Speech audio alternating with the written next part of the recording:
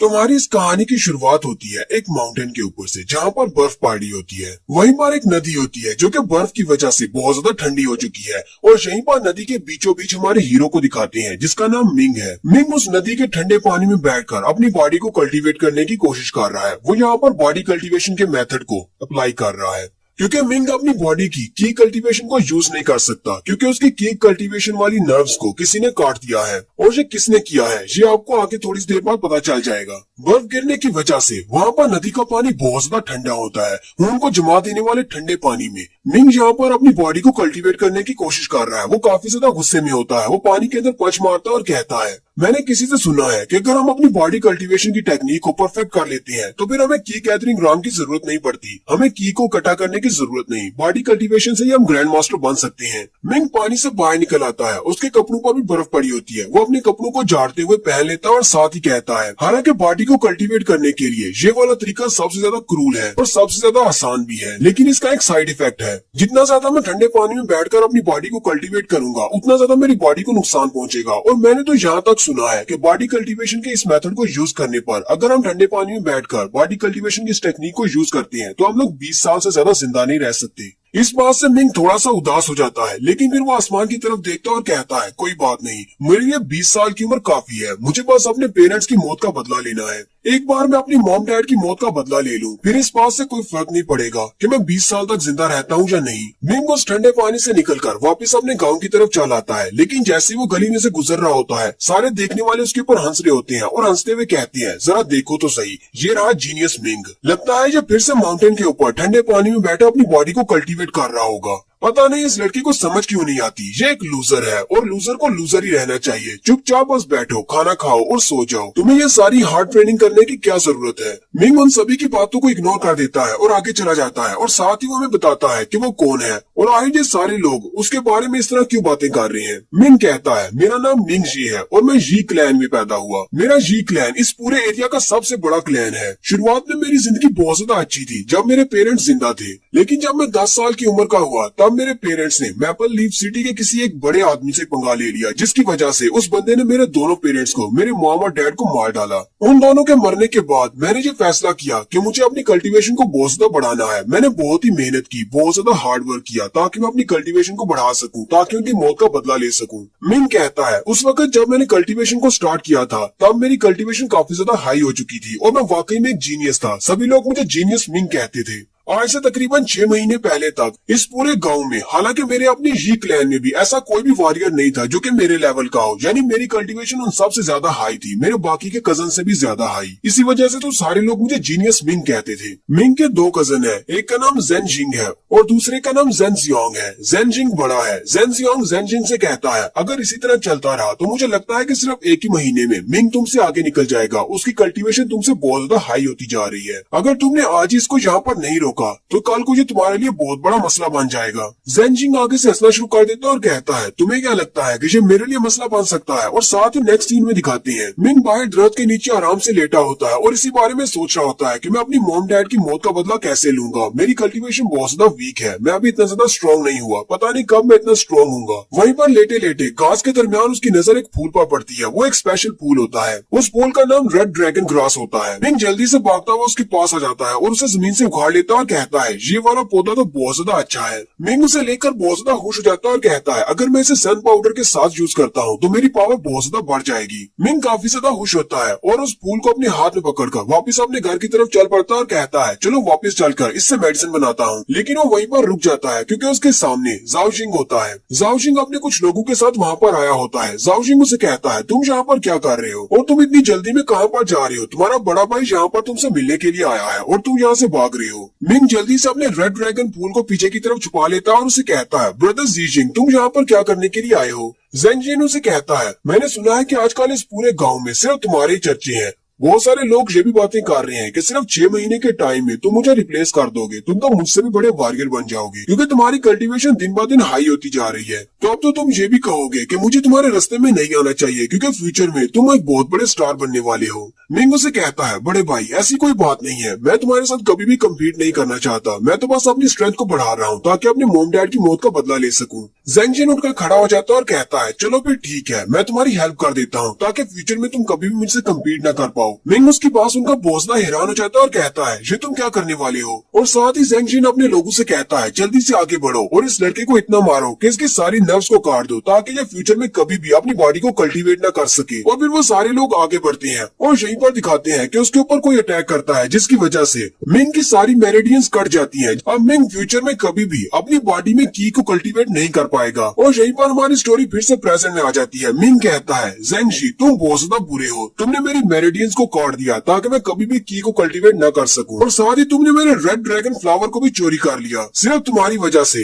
अब मुझे इस तरह के बॉडी कल्टीवेशन मेथड्स को यूज करना पड़ रहा है ताकि मैं अपनी स्ट्रेंथ को बढ़ा सकूं। मिंग काफी ज्यादा गुस्सा हो जाता है और कहता है ज़ेंग जिन मैं इस बात को कभी भी नहीं भूलूंगा, मैं तुमसे भी इस बात का बदला लूंगा। नेक्स्ट सीन जी मैंशन का दिखाया जाता है। जी मैंशन तो काफी ज्यादा बड़ा होता है लेकिन हमारा हीरो मिंग जी मैंशन में नहीं रहता। जी मैंशन के साथ में एक छोटा सा कॉटेज होता है, वहाँ पर हमारा हीरो रहता है और यहीं पर इसके सेकंड कजन की एंट्री होती है जो कि एक नौकर के साथ आता है और ये नौकर ज़ेंग जिन का है। वो नौकर आते ही दरवाजे के ऊपर किक मारता है और दरवाजा खोल देता है और वो दोनों अंदर आ जाते हैं जबकि मिंग भी घर के अंदर ही बैठा होता है। उन दोनों को यहाँ पर देखकर काफी ज्यादा हैरान हो जाता है। ज़ेंग जियांग उसे कहता है हेलो मेरे लिटिल ब्रदर, या फिर मैं तुम्हें जीनियस मिंग कहूँ। तुम्हारी बॉडी और तुम्हारे कपड़ों को देखकर तो लगता है जैसे तुम फिर से उस ठंडे पानी में बैठकर अपनी बॉडी को कल्टीवेट कर रहे थे। तुम्हारे लिए तो मुझे बहुत ही बुरा लगता है। जियांग हंसते हुए उससे कहता है तुम्हें अपने बारे में पता होना चाहिए, तुम्हें ये सब कुछ पता होना चाहिए कि कचरा हमेशा कचरा ही रहता है, कभी भी वो टॉप पर नहीं आ सकता। जैसे एक जूता जो कि हमेशा पाँव में रहता है उसे कभी सर पे नहीं रखा जाता। जियांग के साथ उसका जो नौकर होता है वो भी काफी बड़ा कमीना होता है। उसने अपने हाथ में एक बाउल पकड़ा होता है जिसके अंदर एक मछली रखी होती है और वो बहुत ही बासी और सड़ी सी मछली होती है। यानी कि वो लोग अपना खाना खाने के बाद जो भी बचा हुआ खाना होता है वो सारा उस बाउल के अंदर रखकर उसके पास ले आते हैं। जियांग उसे कहता है तुम्हारे खाने का वक्त हो गया, कचरे के लिए कचरा लेकर आए हैं, जल्दी से इसे खा लो। नौकर उसे कहता है चलो जल्दी से इसे खा लो, मुझे बाद में बर्तन भी धोने हैं। उस नौकर का नाम सैनर हु होता है। मिंग उसे कहता है सैनर क्या ये तुम्हारा आइडिया था कि मुझे बचे कुचे खाने और इस तरह के बासी खाने देने का? सैनर उसे कहता है तो क्या अगर मेरा आइडिया था तो क्या तुम मुझे मारोगे? मिंग आगे बढ़ता है और उस बाउल को उठा लेता है और साथ ही उसके मुंह पर दे पटक मारता है क्योंकि उस बाउल के अंदर मछली रखी हुई थी। मछली के बहुत सारे कांटे उस बेचारे के चेहरे में धंस जाते हैं और वो चिल्लाना शुरू कर देता है। इस बात से सैनर काफी ज्यादा गुस्से में होता है और वो अपनी पाम टेक्निक को यूज करते हुए मिंग पर अटैक करने लगता है, लेकिन मिंग जल्दी से साइड पर हो जाता है और साथ ही अपना घुटना उसके अंडों पर मारता है जिससे उसके अंडे फूट जाते हैं। मिंग गुस्से के साथ उससे कहता है दोबारा अगर कभी तुम इस तरह का बचा कुचा खाना मेरे लिए लेकर आए तो फिर मैं तुम्हें नहीं छोड़ूंगा, इस बार तो मैं तुम्हें छोड़ देता हूँ। जियांग चिल्लाते हुए मिंग से कहता है तुम्हारी हिम्मत कैसे हुई कि मेरे सामने हमारे नौकर पर तुमने अटैक किया?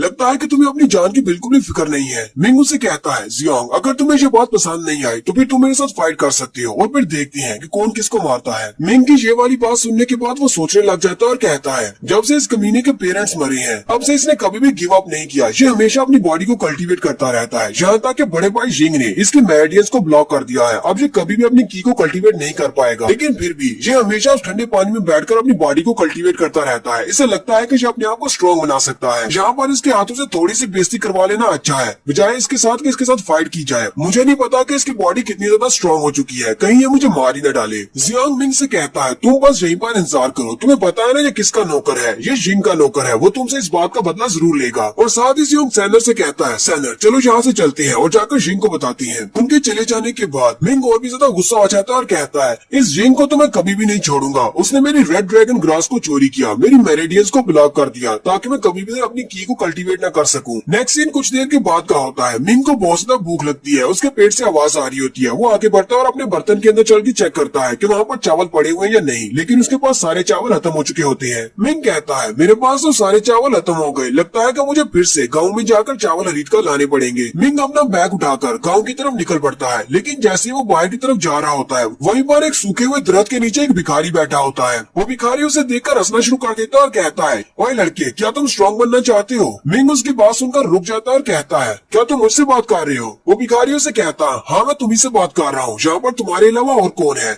मुझे तुम्हारी बॉडी से बहुत ज्यादा नफरत महसूस हो रही है, जैसे कि तुम किसी से बदला लेना चाहती हो। मैं तुम्हें इतना ज्यादा स्ट्रॉन्ग बना सकता हूँ कि तुम किसी से बदला ले सकते हो। मिंग उसकी बात सुनने के बाद हंसना शुरू कर देता है और कहता है अगर तुम वाकई में ऐसा कर सकते हो तो तुम मुझे यहाँ पर भीख क्यों मांग रहे हो? जाओ जाकर अपने लिए कुछ कर लो। वो भिखारी आगे से हंसना शुरू कर देता है और कहता है बच्चे तुझे समझ नहीं आ रही, ये मेरी हॉबी है, मुझे भीख मांगने का शौक है, लेकिन तुम्हारे तुम्हारे जैसे नौजवान लड़के जिसके मेरिडियंस को किसी ने काट दिया हुआ है, जो कि अपनी की को गैदर नहीं कर सकता, वो आज न कल मेरी तरह बी की मांगेगा। मिंग भी उसकी बात सुनकर काफी ज्यादा हैरान हो जाता है और कहता है, इसे मेरे बारे में कैसे पता है कि मेरी मेरिडियंस को कट कर दिया गया है? कहीं ये मांगने वाला वाकई में कोई महान मास्टर तो नहीं है जो कि यहाँ पर भिखारी के रूप में आया है। वो भिखारी मिंग से कहता है, आज रात जब चांद आसमान पर चमकेगा, सबसे ऊंची वाली पहाड़ी के ऊपर आ जाना, मैं तुम्हें वहीं पर मिलूंगा और साथ ही मैं तुम्हें बताऊंगा कि तुम्हारी किस्मत में क्या लिखा हुआ है। नेक्स्ट सीन रात के वक्त का होता है। रात के वक्त आसमान पर चांद निकल आता है। मिंग अपने ही कॉटेज में लेटा होता है और उसको सोच रहा होता है, अब मैं क्या करूं? क्या मुझे उस भिखारी पर यकीन करना चाहिए? वैसे भी मेरे पास खोने को कुछ भी नहीं है। अगर मैं उसकी बात मानकर वहाँ पर चला जाता हूँ तो क्या होगा? चलो देखते हैं। मिंग अपने कॉटेज से बाहर चला जाता है। वो पहाड़ी की तरफ जा रहा होता है तो रास्ते में से वो भिखारी मिलता है। वो कहता है, तो तुम आ गए, चलो मेरे साथ आओ। भिखारी आगे आगे चलना शुरू कर देता है। वो दोनों जंगल के रास्ते से पहाड़ों की तरफ जा रही होती है। मिंग उसे कहता है, हम लोग कहाँ पर जा रहे हैं? यहाँ पर तो बहुत ज्यादा ठंड है, तुम मुझे कहाँ पर लेकर जा रहे हो? भिखारी उसे कहता है, अपनी बकवास बंद करो, कितनी देर से बातें कर रहे हो, चलो चुपचाप मेरे साथ आओ। फिर वो दोनों चलते चलते एक पहाड़ी के पास पहुँचते हैं और उसके टॉप के ऊपर चले जाते हैं।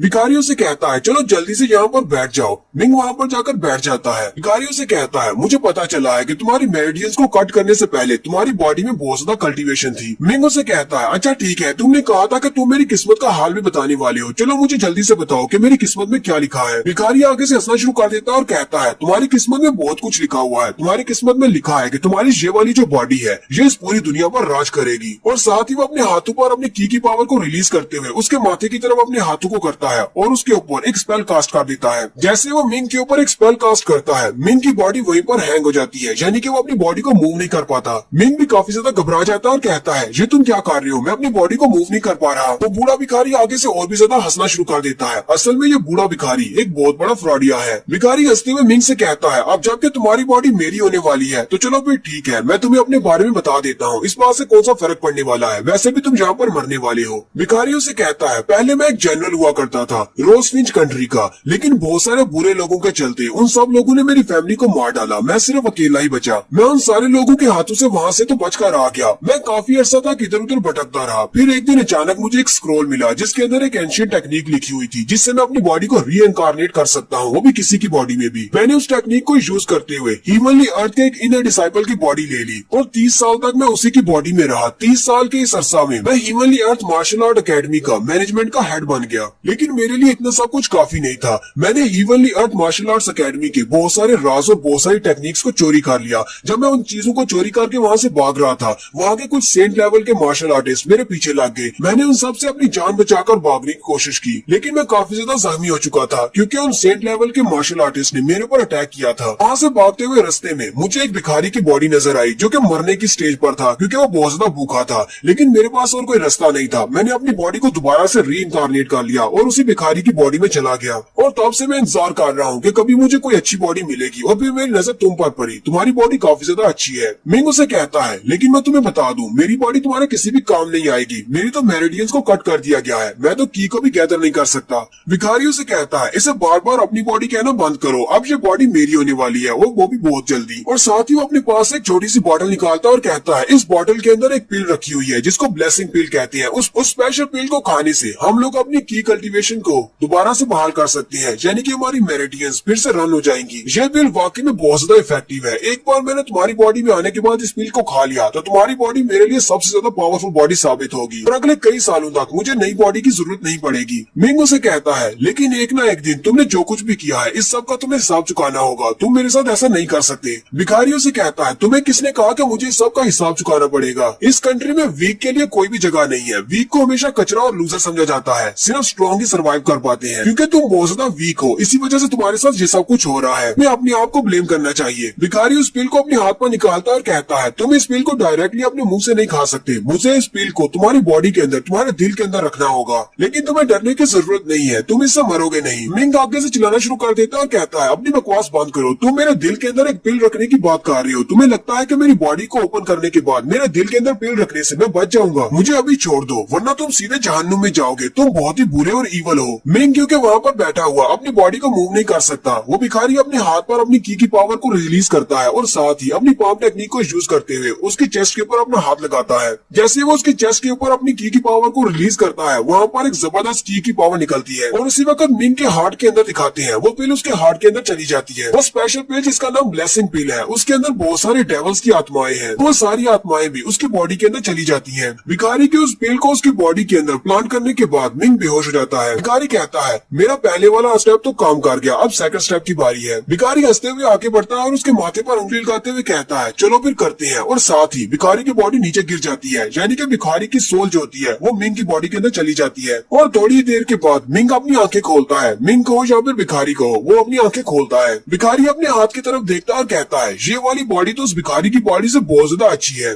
भिखारी आगे बढ़ता है और उस मरे हुए भिखारी की बॉडी से कुछ चीज निकालने लगता है, लेकिन उसी वक्त उसका हाथ रुक जाता है। वो कहता है लगता है कि इस लड़के का रिजॉल्व बहुत ज्यादा पावरफुल है, मैं इसको शॉर्ट टाइम में इसकी सोल को डिस्ट्रॉय नहीं कर पाऊंगा। मुझे लगता है कि इसकी सोल के ऊपर मुकम्मल तौर पर हावी होना काफी ज्यादा मुश्किल हो सकता है। मिंग कहता है मेरे पास बहुत सारा टाइम होने वाला है, सबसे पहले मुझे अपने उस गोल्डन ट्रेजर को अपनी बॉडी के ऊपर लगाना है। वो उस मरे हुए भिखारी की बॉडी से एक गोल्डन क्लोक को निकालता है और कहता है ये वो स्पेशल खजाना है जो मैं चोरी करके लाया हूँ। वो उस क्लोक को अपने हाथ के ऊपर रखता है और साथ ही उस क्लोक के ऊपर अपना ब्लड डालता है ताकि वो उसको अपना मास्टर मान ले, और साथ ही वो भिखारी उस क्लोक को पहन लेता है। उसका नाम डिवाइन गोल्डन क्लोक होता है और वो काफी ज्यादा पावरफुल होता है। भिखारी काफी ज्यादा खुश हो जाता है और कहता है ये तो वाकई में एक डिवाइन वेपन है और ये बहुत ज्यादा पावरफुल है, अब मेरा मुकाबला कोई भी नहीं कर पाएगा। भिखारी कहता है मैंने 30 साल अपने जाया किए हैं सिर्फ इस चीज को चोरी करने के लिए, आज फाइनली मैंने इस चीज को पहन लिया है। लेकिन यहीं पर सब कुछ उल्टा पुल्टा हो जाता है, क्योंकि यहाँ पर किसी तीसरे बंदे की आवाज आती है जो कि एक फेरी होती है जो इस डिवाइन वेपन की गार्डियन है,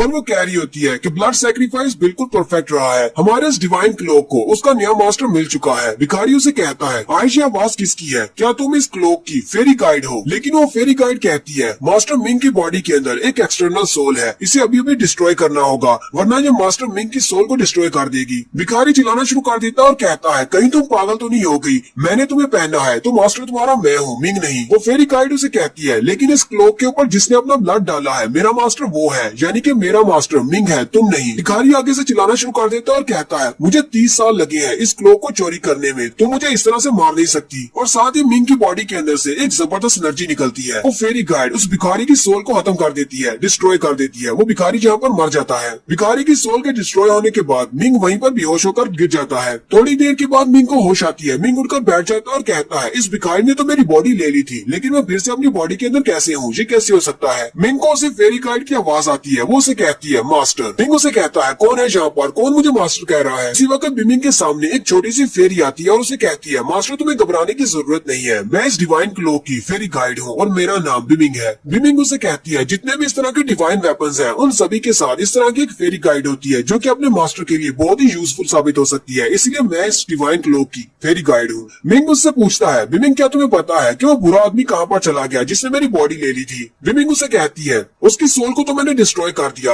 हालांकि उसने इस डिवाइन क्लोक को आपकी बॉडी के साथ अटैच किया था, लेकिन उसे ये नहीं पता था कि इसके अंदर एक स्पिरिट हो सकती है जो कि उसकी बॉडी को भी डिस्ट्रॉय कर सकती है। मिंग अपने उस डिवाइन क्लोक को देखकर काफी ज्यादा खुश होता है और कहता है अब मेरे हाथ में एक ह्यूमनली ट्रेजर लग गया है, क्या मैं इसे वाकई में रख सकता हूँ, क्या मैं इसका मास्टर हूँ? बिमिंग उसे इस गोल्डन क्लोक के बारे में बताती है कि इस गोल्डन क्लोक को हमारे पैट्रियार्च ने बनाया है जिसको स्काई रोमर भी कहते हैं और वो बहुत ज्यादा पावरफुल है। और इस क्लोक को वक्त की शुरुआत से पहले बनाया गया था जब इंसानों को भी बनाया भी नहीं गया था। जब वो इस क्लोक को बना रहा था तो उसने मार्शल आर्ट्स के डीएटी यानी मार्शल आर्ट्स के गॉड की कोर को इसमें यूज किया था, और इसके अलावा उसने इस क्लोक को बनाने में बहुत कुछ डाला था। ये सब कुछ डाल लेने के बाद वो 3 बड़ी दुनियाओं में गया जहाँ से उसने 49 किस्म के अलग अलग सब्सटेंसेस को ढूंढा, और वो सारी चीजें ही डिवाइन वेपन्स थे, उन सब को भी उसने इस क्लोक के अंदर शामिल कर दिया। उसे इस क्लोक को बनाने में पूरे 3000 साल का अरसा लगा। मिंग उसकी बातें सुनकर काफी ज्यादा हैरान होता है और कहता है तो इसका मतलब ये डिवाइन वेपन काफी ज्यादा स्पेशल है और ये फ्यूचर में मेरे बहुत ज्यादा काम आ सकता है। बिमिंग उसे कहती है हाँ मास्टर, ये आपके बहुत ज्यादा काम आएगा क्योंकि ये एक डिवाइन वेपन है और जिसके पास भी ये होगा वो फ्यूचर में बहुत कुछ हासिल करेगा, क्योंकि इसके अंदर विस्प ऑफ डेस्टिनी है और मार्शल आर्ट्स के गॉड का कोर भी शामिल किया गया है। और इसके अलावा अभी थोड़ी देर पहले उस बैगर ने तुम्हें एक ब्लेसिंग पिल खिलाई थी जिसकी वजह से तुम अपनी की गैदरिंग को दोबारा से स्टार्ट कर सकते हो, और मैं तो तुम्हारे साथ हूँ ही, मैं तुम्हें हमेशा गाइड करूंगी और तुम्हें प्रोटेक्ट भी करूंगी, और उसके बाद तुम बहुत ज्यादा पावरफुल बन जाओगे। मिंग काफी ज्यादा खुश हो जाता है और कहता है मुझे तो लगा था कि मैं इस भिखारी के हाथों से मरने वाला हूँ और मेरी बॉडी वो भिखारी ले लेगा। लेकिन मेरी किस्मत तो वाकई में चमक गई, मेरे हाथ में एक डिवाइन वेपन लग गया है और साथ ही मुझे एक ब्लेसिंग बिल भी मिल गई है। बिमिंग उसे कहती है, मैं तुम्हें एक और बात बताती हूँ, इस भिखारी की बॉडी में, इसके कपड़ों के अंदर एक और स्पेशल चीज है। इसके पास एक स्क्रोल है जिसका नाम स्काई रोमिंग सूत्रा है। उसके ऊपर बहुत सारी टेक्निक्स लिखी हुई है जिनको तुम कल्टीवेट करके अपनी पावर को बढ़ा सकते हो। मिंग आगे बढ़ता है और उसके कपड़ों के अंदर से उस स्क्रोल को निकाल लेता है। बिमिंग उसे कहती है, इसके अंदर डिवाइन लेवल का एक सूत्रा है जिसके अंदर बहुत सारी टेक्निक्स लिखी हुई है, तुम इनको कल्टीवेट कर सकते हो। ये सिर्फ ह्यूमनली अर्थ के क्वालिफाइड बंदे को ही दिया जाता है। मिंग काफी ज्यादा खुश हो जाता है और कहता है, ये तो डिवाइन लेवल का सूत्रा है, अगर मैं इसको बेचता भी हूँ फिर तो मुझे बहुत सारे पैसे मिलेंगे, क्योंकि हमारी जी फैमिली के पास जो फायर और वाटर वाले सूत्रा है वो इतने ज्यादा खास नहीं है। ये वाला तो उनके सामने बहुत ही बड़ी तबाही है। बिमिंग उसे कहती है, लेकिन तुम्हारी कल्टीवेशन को तो पहले से ब्लॉक कर दिया गया है, तुम इसको कल्टीवेट नहीं कर सकते हो, ना ही इसको प्रैक्टिस कर सकते हो। मिंग आगे से रोना शुरू कर देता है और कहता है, बिमिंग क्या तुम ऐसे मौके पर इस तरह की बात करना बंद करोगी? क्या तुम्हें दिखाई नहीं देता मैं कितना ज्यादा खुश हूँ? तुमने जो बात करके मुझे बहुत ज्यादा रुला दिया है।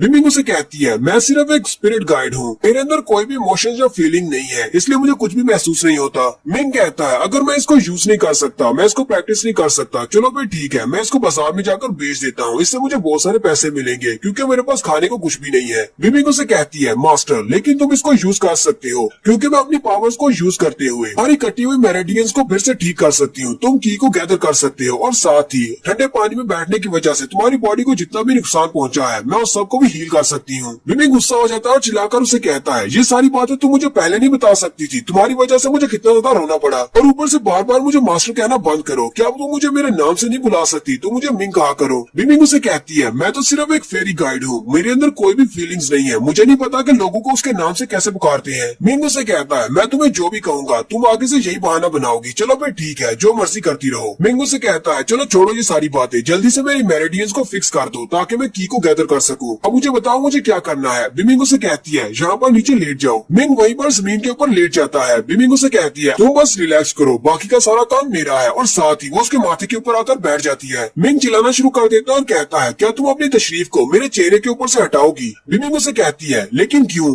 मिंग उसे कहता है, कोई भी ऐसा नहीं चाहता कि कोई दूसरा अपनी तशरीफ को उठाकर उसके चेहरे पे रख दे। बिमिंग उसे कहती है, मैं तो सिर्फ एक फेरी गाइड हूँ, मुझे नहीं पता, मेरे अंदर कोई भी फीलिंग्स नहीं है, मुझे कुछ भी महसूस नहीं होता, तो मैं यहाँ पर बैठ सकती हूँ। मिंग हार मान लेता है और कहता है, चलो फिर ठीक है, जहाँ मर्जी बैठ जाओ। फिर वो उसके माथे के ऊपर अपने दोनों हाथ रखती है और अपनी पावर्स को रिलीज करती है, और साथ ही मिंग के हार्ट की तरफ दिखाते हैं। उसके हार्ट के अंदर जो पिल होती है वो डिसॉल्व होना स्टार्ट हो जाती है, और उसके हार्ट के अंदर उस पिल की वजह से जितने भी डेविल्स की आत्माएं हैं वो सारी भी दिखाई जाती है, जो कि पहले उसके दिल को ब्लॉक करके खड़ी थी, अब वो सारी साइड पर हो जाती है, जिसकी वजह से उसकी पावर्स रिलीज हो जाती है। मिंग कहता है, मुझे फाइनली फिर से महसूस हो रहा है जैसे कि मेरी मेरेडियंस फिर से ठीक हो चुकी है, मेरी बॉडी के अंदर की कल्टीवेट हो रही है। की कल्टीवेशन दोबारा मिलने के बाद मिंग कहता है, फादर मदर अब मैं कोई कचरा नहीं रहा, मेरे पास मेरी पावर फिर से वापस आ गई है। अब दोनों की आत्माओं को शांति दिलाने के लिए मैं उन लोगों को जरूर मार डालूंगा जिन लोगों ने तुम लोगों को मारा था। मैं एक एक करके उन सब से बदला लूंगा जिसने भी मेरे पेरेंट्स को मारा है, या जो लोग भी मेरे पेरेंट्स की मौत में शामिल थे। और यहीं पर हमारी रिवेंज सीकर की एपिसोड 1 का एंड होता है। एक्सप्लेनेशन कैसी लगी ये कमेंट करके आपने जरूर बताना है। चैनल को सब्सक्राइब कर दे, वीडियो को लाइक और शेयर कर दे। शुक्रिया।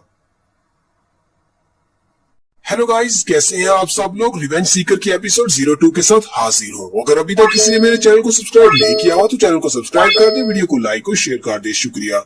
तो लास्ट एपिसोड के एंड पे हमने देखा था, चले मैं इसको रहने देता हूँ, मेरे चैनल पे एपिसोड अवेलेबल है, आप पहली एपिसोड वहाँ पर जाकर देख सकते हैं। सेकंड एपिसोड की शुरुआत में मिंग वापस आ जाता है। सारी रात माउंटेन के ऊपर गुजारने के बाद मिंग जब सुबह के वक्त अपने घर वापस आता है, वो दरवाजा खोलने के बाद अपने कॉटेज की तरफ जाने लगता है। वहीं पर सामने उसका बड़ा कजन जिंग खड़ा होता है। जिंग उसे कहता है, मैंने सुना है कि तुम रोजाना ही ठंडे पानी में कल्टीवेट करने के लिए जाते हो, तुम्हें ये बात अच्छी तरह से पता है कि वहाँ पर जाकर अपनी बॉडी को कल्टीवेट करने की वजह से तुम्हारी बॉडी को बहुत ज्यादा नुकसान पहुँचता है, फिर भी तुम वहाँ पर क्यों जाते हो? कहीं ऐसा तो नहीं कि हमारे गांव में जो मार्शल आर्ट्स का टूर्नामेंट होने वाला है तुम उसमें हिस्सा लेने के बाद रेड सन सेक्टर के डिसाइपल बनना चाहते हो, या फिर तुम मुझसे बदला लेना चाहते हो, इसलिए तुम वहाँ पर रोजाना जाते हो और अपने आप को कल्टीवेट करते हो? मिंग उसे कहता है, तुम्हें इस सब के बारे में परेशान होने की क्या जरूरत है? अब जबकि तुम्हें पहले से ही पता है कि मैं वहाँ पर ठंडे पानी में बैठकर कल्टीवेट करता हूँ, मैं 20 साल से ज्यादा उम्र तक जिंदा नहीं रहूंगा। जिंग भी आगे से हंसना शुरू कर देता है और कहता है, ये बात तो तुमने बिल्कुल ठीक कही, तुम 20 साल से ज्यादा जिंदा नहीं रहोगे, क्योंकि तुम्हारी मेरेडियंस को तो मैंने ब्लॉक कर दिया था। अब तुम बिल्कुल एक डिसेबल पर्सन हो। अगर तुम अपनी कल्टीवेशन को यूज नहीं कर सकते तो तुम सिर्फ एक कचरा हो। अपनी बॉडी को कल्टीवेट करने के अलावा तुम्हारे पास पास और कोई रास्ता ही नहीं है। लेकिन जिंग उसके सामने आकर खड़ा हो जाता है और कहता है, तुम एक कचरा हो, फिर भी तुमने मेरे नौकर के सामने अपनी पावर दिखाने की कोशिश की है। तुम्हें क्या लगता है कि तुम मेरे नौकर के साथ बदतमीजी करने के लायक हो? अब इस सब के लिए तुम्हें एक सबक तो सिखाना पड़ेगा। और साथ ही वो बड़ी स्पीड के साथ आगे बढ़ता है और अपनी पाम टेक्निक को यूज करते हुए मिंग के ऊपर अटैक करता है, जिसकी वजह से मिंग पीछे दीवार के साथ जाकर गिरता है और बहुत ज्यादा जख्मी हो जाता है। उसके मुंह से ब्लड निकलना शुरू हो जाता है। जिंग उसे कहता है, कमीने लड़के, आप मेरी बात जरा गौर से सुनो। हालांकि तुम मेरे कजन हो, लेकिन तुम्हारे माँ बाप ने हमारे कबीले के ऊपर बहुत बड़ा दाग लगाया था। इसी वजह से उन दोनों को अपनी जान से हाथ धोना पड़ा और तुम भी उन्हीं के कदम पर चल रहे हो। तुम्हारी हिम्मत कैसे हुई मेरे नौकर पर हाथ उठाने की? अगर दोबारा कभी जिंदगी में तुमने मेरे नौकर पर हाथ उठाया तो मैं तुम्हारे हाथ तोड़ दूंगा। और मैं तुम्हें एक और बात बताने वाला हूँ, बहुत ही जल्दी लेडी हानियो यहाँ पर आने वाली है। लेडी हानियो तो तुम्हें याद ही होगी, अंकल वू की बेटी। हालांकि हानियो के साथ बचपन में ही तुम्हारी एंगेजमेंट तय कर दी गई थी, लेकिन अब जबकि तुम सिर्फ कचरे के अलावा कुछ भी नहीं हो, तुम्हारी इस एंगेजमेंट का कोई भी मोल नहीं रहा, इसलिए उसे तंग मत करना। मिंग उसे कहता है, मेरा उस लड़की के साथ कोई भी ताल्लुक नहीं है, मैं उसे नहीं जानता। जिंग उसकी बात सुनने के बाद हंसना शुरू कर देता और कहता है, चलो शुक्र है, कम से कम तुम्हारे अंदर थोड़ी सी अकल तो बाकी है। अगर तुम ये बात कहते कि वो लड़की तुम्हारे साथ एंगेज है और तुम उसके साथ शादी करना चाहती हो तो मैं तुम्हें बता दूं, लेडी हानियो पहले ही रेड सन सेक्टर की एक आउटर डिसाइपल बन चुकी है और वो बहुत ज्यादा पावरफुल और बहुत ज्यादा स्ट्रॉन्ग लड़की है। तुम्हारे जैसे कचरे को तो वो देखना भी पसंद नहीं करेगी। मैंने अपने फादर से कहा है कि मास्टर वू के पास शादी के कुछ गिफ्ट्स बेचे जाएं। मैं तुम्हारे लिए उस लड़की से शादी करूंगा जो तुम्हारी बीवी बनने वाली थी, अब वो बीवी मेरी बनेगी। और साथ ही जिंग हंसता हुआ वहाँ से चला जाता है, जबकि मिंग काफी ज्यादा गुस्से में होता है और कहता है,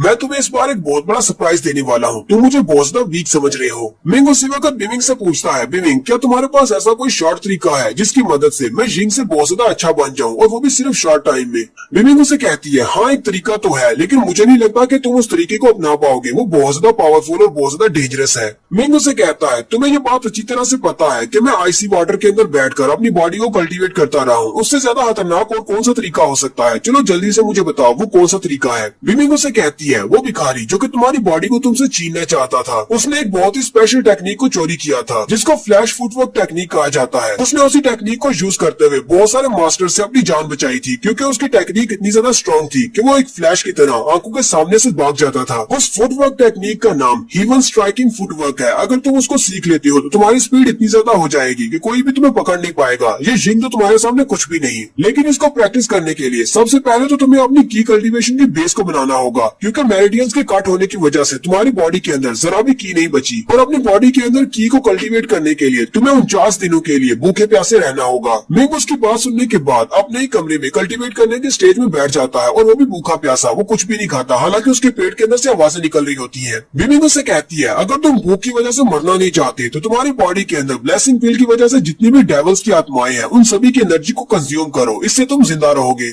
मिंग उससे कहता है, ठीक है मुझे तुम्हारी समझ आ गई। फिर आहिस्ता आहिस्ता करते हुए 49 डेज गुजर जाते हैं। मिंग कहती है, आज पूरे 49 दिन हो चुके हैं, लेकिन ये अभी तक जागा क्यों नहीं? मिंग सोच रही होती है, कहीं ऐसा तो नहीं कि इसकी बॉडी के अंदर जितने भी इवल लॉर्ड्स हैं उन सभी ने इसकी पावर को कंज्यूम कर लिया है। लेकिन साथ ही वो उसके पेट की तरफ देखती है और काफी ज्यादा हैरान हो जाती है, क्योंकि उसके पेट के अंदर एक लाइट चमक रही होती है, यानी कि उसने अपनी की गैदरिंग को स्टार्ट कर लिया है। दोबारा से वो की गैदरिंग रॉम में जा सकता है। मिंग अपनी आंखें खोलता है और अपने पेट पे हाथ रखते हुए कहता है, उन सारे इवल लॉर्ड्स की एनर्जी बहुत ज्यादा अच्छी थी, मुझे बहुत ज्यादा मजा आया। मिंग उसे कहती है, आपको बहुत बहुत बधाई हो, आपने इसके फर्स्ट स्टेप को कंप्लीट कर लिया है। अब जबकि आप अपनी की गैदरिंग स्टेज की फर्स्ट लेवल पर आ चुके हैं, तो अब हम लोग अपनी प्रैक्टिस कर सकते हैं। हीवन स्ट्राइकिंग फुटवर्क के सबसे पहले स्टेप, जिसका नाम फ्लैश स्टेप है, उसको कब प्रैक्टिस करना है? मिंग उसे कहता है, रुकने की क्या जरूरत है, अभी स्टार्ट करते हैं। नेक्स्ट सीन 3 दिन के बाद का होता है। मिंग अपने कोर्ट यार्ड में अपनी प्रैक्टिस कर रहा होता है। प्रैक्टिस करने के बाद वो काफी ज्यादा थक चुका होता है, लेकिन अभी तक वो अपने फर्स्ट स्टेप फ्लैश स्टेप को नहीं सीख पाया।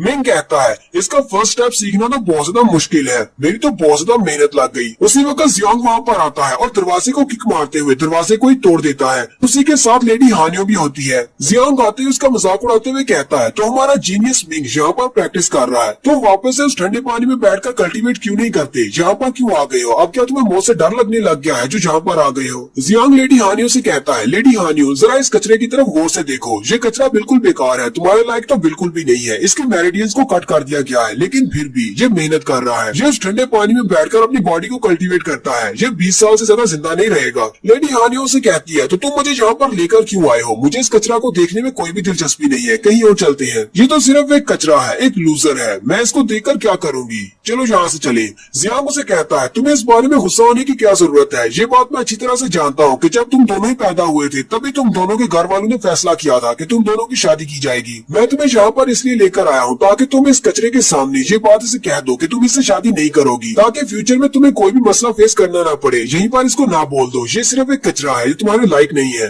लेडी हानियो से कहती है, तुम्हें लगता है मेरी बहुत ना फिक्र हो रही है इसलिए तुम मुझे यहाँ पर लेकर आए हो, तुम्हारा बहुत बहुत शुक्रिया। जियांग उसे कहता है, तुम्हें सिर्फ एक बार सर हिलाना है और इसे कहना है कि तुम इससे शादी नहीं करोगी, बाकी सब मैं संभाल लूंगा। और साथ ही जियांग उसे कहता है, मिंग जी क्या तुमने मेरी बात को गौर से सुना? अब जल्दी से जाकर एक पेपर लेकर आओ और उसके ऊपर लिख कर दो कि तुम लेडी हानियो का पीछा नहीं करोगे और तुम इस एंगेजमेंट से पीछे हट रहे हो और दोबारा कभी इसको तंग मत करना। मिंग काफी ज्यादा गुस्सा आ जाता है और हानियो से कहता है, किसी दूसरे के घर में आकर उसके दरवाजे को तोड़कर बिना इन्विटेशन के अंदर आना, क्या तुम्हारी फैमिली ने तुम्हें यही सब कुछ सिखाया है? लेडी हानियो उसकी बेइज्जती करते हुए कहती है, तुम्हारे पास तो तुम्हारे पेरेंट्स भी नहीं है जो तुम्हें मैनर्स सिखा सके, तुम्हें इस बारे में बात नहीं करनी चाहिए। अगर तुम ये सारी बातें करके मेरी अट्रैक्शन हासिल करना चाहते हो तो तुम बहुत बड़ी गलती कर रहे हो, मुझे तुम्हें कोई भी दिलचस्पी नहीं है। बड़ा जबरदस्त स्ट्रेस लेते हुए उसे कहती है, मैं हानियो कभी भी तुमसे शादी नहीं करूंगी, चाहे मुझे मरना ही क्यों न पड़े, चाहे तुम इस दुनिया के आखिरी मर्द ही क्यों ना हो। तुम्हारे जैसे कचरे के लिए गली की भिखारन है, उससे जाकर शादी करो। मिंग उसकी बातें सुनने के बाद हंसना शुरू कर देता और कहता है, तुम्हें क्या लगता है कि तुम इस दुनिया की सबसे खूबसूरत लड़की हो? मैं तुम्हारी अट्रैक्शन पाने के लिए ये सब कुछ क्यों करूंगा? मुझे लगता है कि तुम अपने बारे में कुछ ज्यादा ही सोच रही हो। पहली बात, तुम तो इतनी खूबसूरत हो ही नहीं, और दूसरी बात, अगर मैं कोई भिखारी भी होता तो भी मैं तुम्हारी तरफ नहीं देखता, तुमसे शादी करना तो बहुत दूर की बात है।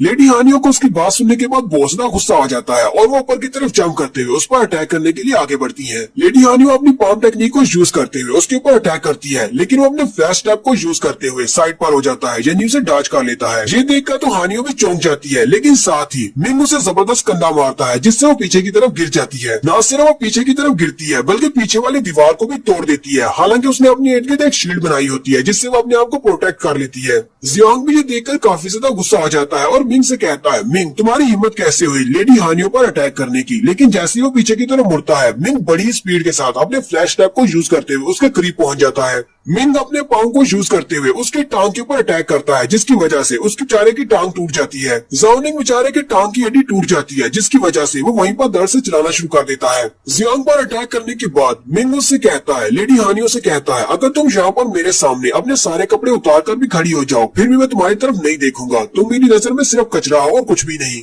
फिर वह जियांग की तरफ देखता और कहता है, अब मैं तुम्हारा क्या करूं? जबकि वो अपनी टांग को पकड़कर चिल्ला रहा होता है कि ये तुमने मेरे साथ अच्छा नहीं किया। मिंग को भी इस बात का अंदाजा होता है। मिंग कहता है, अब मुझे एल्डर्स इस बात के लिए कभी भी माफ नहीं करेंगे, मैंने इस लड़के की टांग तोड़ दी है तो वो लोग पहले मुझसे बहुत ज्यादा नफरत करते हैं, मुझे इसके लिए सजा दी जाएगी। मिंग थोड़ी देर सोचने के बाद अपने पाँव को ऊपर की तरफ उठाता है। जाओनिंग उसे कहता है, ये तुम क्या करने वाले हो? मिंग जल्दी से अपने पाँव को उसकी टांग के ऊपर मारता है और उसकी बाकी की बची हुई हड्डियों को भी तोड़ देता और कहता है, अब जबकि मुझे सजा तो मिलने वाली है और इसकी टांग को थोड़ा सा और तोड़ देते हैं, चलो मेरा बदला तो पूरा हो जाएगा। जियांग बेचारा और भी ज्यादा चिल्लाना शुरू कर देता और कहता है, कमीने कहीं के, अब तुम मेरे हाथों से नहीं बचोगे। मिंग उसकी टांग तोड़ने के बाद वहाँ से भाग जाता है। नेक्स्ट सीन में दिखाते हैं जी फैमिली के बहुत सारे लोग मिंग को ढूंढने में लगे हुए हैं क्योंकि उसने जियांग की टांग तो तोड़ा है। वो सारे एक दूसरे से कह रहे होते हैं क्योंकि वो काफी ज्यादा गुस्से में है। वो एक दूसरे से कहते हैं, जैसे ही वो लड़का तुम्हें मिले उसकी दोनों टांगे तोड़ देना, उसने हमारे मास्टर जियांग की टांग तोड़ी है। उनमें से एक बंदा उसके कॉटेज के अंदर भी आता है ताकि उसे ढूंढ सके, लेकिन मिंग हालांकि अपने कॉटेज के अंदर ही होता है लेकिन उसे मिलता नहीं क्योंकि वो किसी जगह के नीचे छुपा होता है। मिंग उसे कहती है, मास्टर अब तुम क्या करने वाले हो, आगे क्या करेंगे? मिंग उसे कहता है, अब हम लोग और कर भी क्या सकते हैं, यहीं पर छुपेंगे जब तक कि रात नहीं हो जाती। बहुत सारे लोग मुझे ढूंढने में लगे हुए हैं, अगर इन्होंने मुझे ढूंढ लिया तो मुझे मार डालेंगे।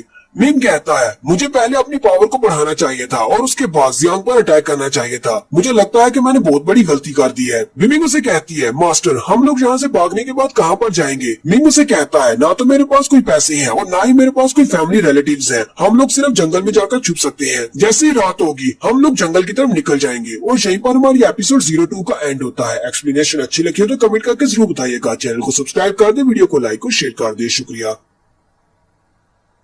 हेलो गाइस, कैसे हैं आप सब लोग? रिवाइज सीकर की एपिसोड 03 के साथ हाजिर हूँ। अगर अभी तक किसी ने मेरे चैनल को सब्सक्राइब नहीं किया हो तो चैनल को सब्सक्राइब कर दे, वीडियो को लाइक और शेयर कर दे। शुक्रिया। तो लास्ट एपिसोड के एंड पे हमने देखा था मिंग जियांग की एक टांग तोड़ देता है और उसकी टांग तोड़ने की वजह से जी फैमिली वाले सारे लोग उसके पीछे लग जाते हैं और वो उसे ढूंढ रहे होते हैं ताकि उसे सजा दी जा सके, जबकि मिंग अपने ही घर में छुपा होता है और वो मिंग से कहता है, रात के वक्त हम दोनों जंगल की तरफ चले जाएंगे ताकि यहाँ पर हमें कोई पकड़ न ले। तो एपिसोड की शुरुआत में जी फैमिली का सीन दिखाया जाता है जहाँ पर जी फैमिली के सारे एल्डर्स इकट्ठे होते हैं। जी फैमिली के हेड जिसका नाम वैनशेंग जी है और जो मिंग के ग्रैंडफादर है। वैनशेंग उन सबसे कहते हैं, तुम लोगों को क्या लगता है कि मिंग कहाँ पर जा सकता है, वो कहाँ पर जाकर छुप सकता है। यही पर फैमिली हॉल में मिंग के दोनों अंकल भी होते हैं, यानी कि जियांग और जिंग के डैड भी। जिंग के डैड पर खड़े हो जाते हैं और अपने डैड से कहते हैं, फादर वो तो सिर्फ एक कचरा है, हमें उस कचरे के पीछे नहीं जाना चाहिए। अगर उसने जियांग की टांग तोड़ दी है और वो घर से भाग गया है, तुझे तो अच्छा हुआ कि वो घर से अपने आप भाग गया है। जिंग भी कहता है, ग्रैंडफादर मेरे डैड बिल्कुल ठीक कह रहे हैं, कभी वो एक जीनियस मिंग हुआ करता था,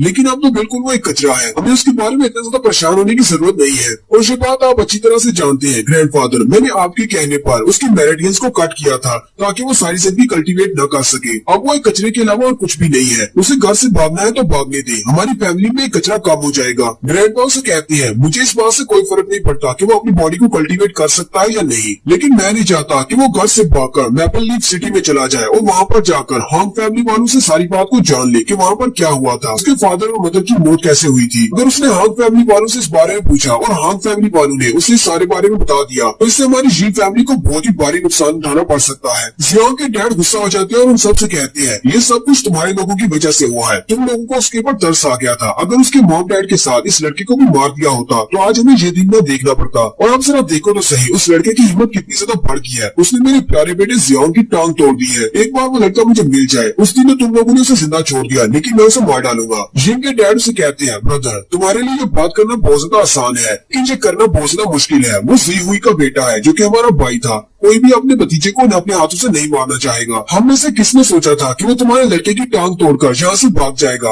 और वैसे भी उसके डैड को तो चलो हम लोगों ने मार डाला, लेकिन उसकी मॉम ने तो कुछ भी नहीं किया था। और यहीं पर जिंग के डैड कुछ बताने लगते हैं, जियांग के डैड ने शायद उसकी मॉम को मारा है, लेकिन उनके ग्रैंडफादर उनको वहीं पर चुप करवा देते हैं। और साथ ही वो जिंग के डैड पर चिल्लाते हुए कहते हैं, तुम्हारी हिम्मत कैसे हुई जियांग के डैड पर ये सारा इल्जाम लगाने की, जबकि ये सब कुछ तुम्हारी वजह से हुआ है। अगर तुमने ये सब कुछ नहीं किया होता तो आज जी हुई जिंदा होता। हांग फैमिली के यंग मास्टर को वैशाहाना के अंदर नशे की हालत में तुमने मारा था, कि तुम्हारी जगह पर हमें जी हुई को बलि का बकरा बनाना पड़ा, मिंग के डैड को मारना पड़ा सिर्फ तुम्हें बचाने के लिए। जिंग के डैड काफी ज्यादा उदास हो जाते हैं और कहते हैं, डैड आपने ये सब कुछ मेरे लिए नहीं किया बल्कि जी शेंग के लिए किया है। जी शेंग भी ग्रैंडफादर का एक पोता है, लेकिन वो घर छोड़कर चला गया है, यहाँ पे कई बार गायब हो गया है, उसके बारे में कुछ भी नहीं पता। ग्रैंडफादर उसे कहते हैं, तुम अपनी बकवास बंद करो, तुम जी शेंग के साथ अपने आप को कैसे कंपेयर कर सकते हो। जी शेंग तुमसे 1000 गुना ज्यादा बेहतर है, हमारी जी फैमिली का फ्यूचर जी शेंग के हाथों में है। जल्दी से अपने कुछ लोगों को गांव के बाहर भेजो, मुझे मिंग हर हाल में चाहिए, चाहे जिंदा या मुर्दा, उसे मेरे पास लेकर आओ। जियांग के डैड कहते हैं, फादर क्या आप चाहते हैं कि हम बस उसको ऐसे ही पकड़ कर ले आए। ग्रैंडफादर उसे कहते हैं, वो भी मेरा एक पोता है, मैं नहीं चाहता कि मैं उसके साथ बुरे तरीके से पेश आऊँ। मैं अपने बेटे की टांग का बदला लेना है तो उसकी दोनों टांगे तोड़ देना और फिर उसे यहाँ पर ले आना, फिर वो अपनी बाकी की सारी जिंदगी यहीं पर हमारी इस फैमिली के घर में रहेगा। मैं नहीं चाहता कि मेरे पोते के साथ इस तरह का कुछ हो, क्योंकि हमने अपने बेटे को पहले ही मार दिया है। नेक्स्ट सीन उस पुरानी कुटिया का दिखाया जाता है, जब रात काफी ज्यादा हो जाती है। मिंग निकलता और कहता है, उन लोगों को तो पता भी नहीं होगा कि मैं अभी तक अपने घर में छुपा हुआ हूँ, रात हो गई है, मुझे निकलना चाहिए। मिंग जैसे दीवार के साथ साथ आहिस्ता आहिस्ता चलता हुआ बाहर की तरफ जा रहा होता है, क्योंकि वो एक ही फैमिली में रहती है। तो वहीं पर उसे जिंग के डैड की आवाज आती है। वो रात के वक्त उन्हें एक ड्रीम आता है, जिसकी वजह से उठकर बैठ जाते हैं और कह रही होती है, जी हुई मेरे भाई प्लीज मुझे माफ कर देना, ये सब कुछ तुम्हारे साथ मेरी वजह से हुआ। उसकी वाइफ उसे कहती है, क्या हुआ, क्या तुमने फिर से कोई बुरा सपना देखा है। मिंग अपने डैड का नाम सुनने के बाद वहीं पर कान लगा लेता है और कहता है, ये तो जिंग के डैड और उसकी मॉम है, वो दोनों आपस में बातें कर रहे हैं, उसे मेरे डैड के बारे में कोई बुरे सपने क्यों आ रहे हैं। जिंग की मॉम उसे कहती है, तुम्हें परेशान होने की जरूरत नहीं, जी हुई को मरे हुए कई साल गुजर चुके हैं, अब भी तुम्हें उसके बुरे सपने आते हैं, अब भी तुम्हें इस सब को भूल जाना चाहिए। जिंग के डैड कहते हैं, मैं भी उसके बारे में याद नहीं करना चाहता, मुझे लगता है कि आज की मीटिंग में हमने उसके बारे में बात की थी, इसी वजह से मुझे उसका बुरा सपना आ रहा है, वो आज भी मुझे सपने में आकर मुझे बहुत ज्यादा हार्ट करता है। जिंग की मॉम उसे कहती है, मैं ये बात अच्छी तरह से समझती हूँ, तुमने जी हुई को नहीं मारा, हालांकि जी हुई ने अपनी मर्जी से तुम्हारा इल्जाम अपने सर पर लिया था और मास्टर हांग को उसने मारा है, लेकिन जी हुई को तुमने नहीं मारा, हमारे फादर ने मारा था, क्योंकि फादर तुमसे बहुत ज्यादा प्यार करते हैं, जी हुई के मुकाबले में तुमसे ज्यादा प्यार करते थे, इसी वजह से उन्होंने जी हुई को मार डाला तुम्हारी जगह पर। और यही बात दिखाती है कि ग्रैंडफादर मिंग के डैड को मार रहे होते हैं। जिंग के डैड कहते हैं, ये सारी गलती जी हुई की अपनी है, जी हुई हमारे सेक्टर को छोड़कर जाना चाहता था, वो हाउटियान सेक्टर को ज्वाइन करना चाहता था ताकि वो एक स्काई कैप्टन बन सके। अगर वो वाकई में ऐसा कर देता तो हमारी जी फैमिली बर्बाद हो जाती और हमारे पास कुछ भी नहीं बचता। हमारे ग्रैंडफादर ने उसको मारकर इस सारी सिचुएशन का फायदा उठाया है। जिंग की मॉम से कहती है, तुम्हें इस सब के बारे में ज्यादा सोचने की जरूरत नहीं है, तुम्हें पता है कि वैशाहाना में तुमने बहुत ज्यादा पी रखी थी, इसी वजह से तुमने गुस्से में उस लड़के को इतना ज्यादा मार दिया कि वो लड़का मर गया। तुमने मास्टर हांग को जानबूझकर नहीं मारा, ये तो सिर्फ एक एक्सीडेंट था। अगर जी हुई तुम्हारी जगह पर अपनी बलि नहीं देता तो अब तक तो तुम हांग फैमिली के हेड्स के हाथों मारे गए होते।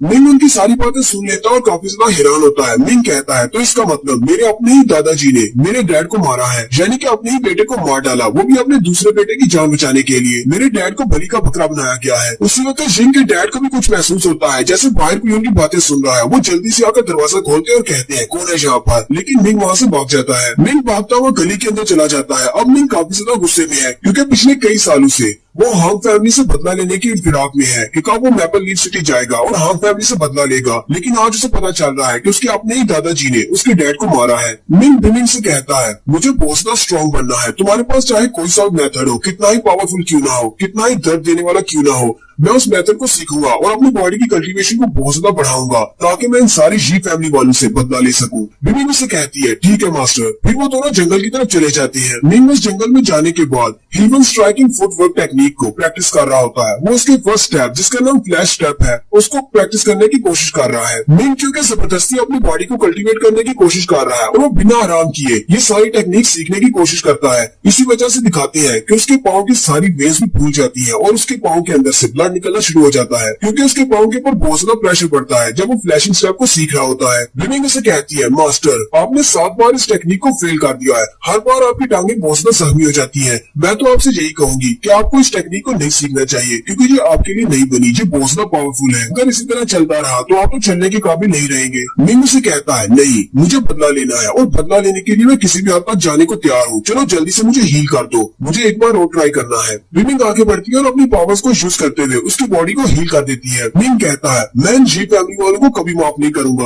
और इसी तरह प्रैक्टिस करते करते उसे तकरीबन 15 दिन गुजर जाते हैं। 15 दिन की मेहनत करने के बाद वो फ्लैश स्टेप की इस टेक्निक को सीख लेता है। बिमिंग उसे कहती है मास्टर आपको बहुत ज्यादा बधाई हो, आपने इसके फर्स्ट स्टेप फ्लैश स्टेप को सीख लिया है। हालांकि आप इसको भी बहुत ज्यादा इम्प्रूव कर सकते हैं लेकिन आप इसको फाइटिंग के दौरान यूज करने के काबिल हो गए हैं। बिमिंग उसे कहती है अब जबकि तुमने फ्लैश स्टेप को सीख लिया है और साथ ही तुम्हारी बेस कल्टीवेशन भी बन चुकी है, मुझे लगता है कि तुम अपनी की को गैदर कर सकते हो और अपनी की को यूज करते हुए किसी के ऊपर भी एनर्जी बॉल से अटैक कर सकते हो। मिंग अपने हाथ को ऊपर की तरफ उठाता है और अपने हाथ पर अपनी की पावर को रिलीज करते हुए कहता है क्या तुम इसको की एनर्जी कह रही हो। लेकिन जैसे ही वो उसको प्रैक्टिस करने लगता है उसके पेट के अंदर से गुड़गुड़ की आवाज आना शुरू हो जाती है क्योंकि मिंग को काफी ज्यादा भूख लगी है। वहीं पर सामने एक हिरन होता है। मिंग कहता है पहले कुछ पेट पूजा कर ली जाए और वो आगे बढ़ता है और उस हिरन को पकड़ लेता है। नेक्स्ट सीन में दिखाते हैं मिंग बैठा उस हिरन का गोश्त खा रहा होता है और कहता है इसका गोश्त तो बहुत ज्यादा अच्छा है, मुझे नहीं पता था कि अकेले रहने में इतना ज्यादा मजा आता है। अगर मुझे पहले पता होता तो मैं तो कब का घर को छोड़कर भाग आया होता और यहीं पर इस जंगल में अपना घर बसा लेता। और यहीं पर एक नए कैरेक्टर की एंट्री होती है जो कि एक लड़की है और एक प्रिंसेस भी है। वो लड़की पैदल चलती हुई जा रही होती है और कहती है मेरी फैमिली वाले बहुत ज्यादा बुरे हैं।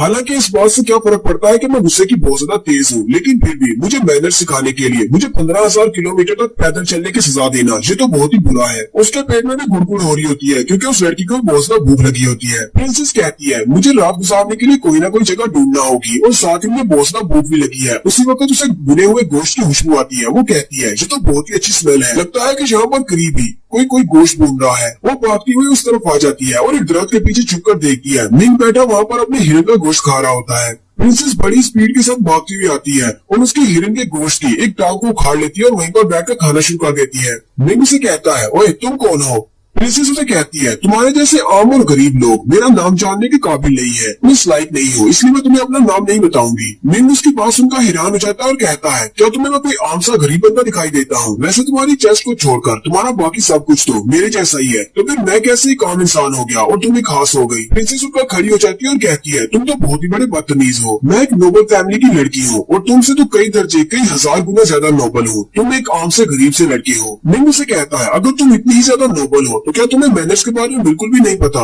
यहाँ पर आने से पहले तुम्हें मेरी इजाजत चाहिए थी, साथ ही तुमने मेरा गोश्त भी मुझसे छीन लिया है। क्या तुम्हें नहीं लगता कि तुम मुझसे ज्यादा बड़ी बदतमीज हो? प्रिंसेस गुस्सा हो जाती है और अपने गोश्त के टुकड़े को नीचे फेंक देती है और उसे कहती है तुम्हारी हिम्मत कैसे हुई एक प्रिंसेस को इंसल्ट करने की। मिंग उसकी बात सुनने के बाद हंसना शुरू कर देता है और कहता है अगर तुम एक प्रिंसेस हो तो फिर मैं एक प्रिंस हूँ, चलो जल्दी से मेरे सामने घुटने टेको। प्रिंसेस काफी ज्यादा गुस्सा हो जाती है और उसे कहती है तुम्हारी बॉडी के अंदर से जो एनर्जी निकल रही है उसे सेंस करके तो लगता है कि तुम अपने ब्लड कल्टीवेशन के रॉम में हो, ब्लड कल्टीवेशन के लेवल 1 पर हो। चलो हम दोनों एक फाइट करते हैं। मैं तुम्हें दिखाती हूँ कि तुम्हारे आम इंसान में और हमारी जैसी रॉयल फैमिली के मेंबर में कितना ज्यादा पावर डिफरेंस है। मुझे सिर्फ एक मूव चाहिए, मैं सिर्फ एक ही मूव से तुम्हें नीचे गिरा सकती हूँ। मिंग उसे कहता है, हाँ मुझे भी ये देखने में बहुत ज्यादा इंटरेस्ट पैदा हो रही है। देखते हैं कि तुम सिर्फ एक ही मूव को यूज करते हुए मुझ जैसे आम इंसान को कैसे नीचे गिराती हो। और प्रिंसेस बड़ी स्पीड के साथ उस पर अटैक करने के लिए आगे बढ़ती है और यहीं पर हमारी एपिसोड 03 का एंड होता है। एक्सप्लेनेशन अच्छी लगी हो तो कमेंट करके जरूर बताएं। चैनल को सब्सक्राइब कर दें, वीडियो को लाइक और शेयर कर दें। शुक्रिया।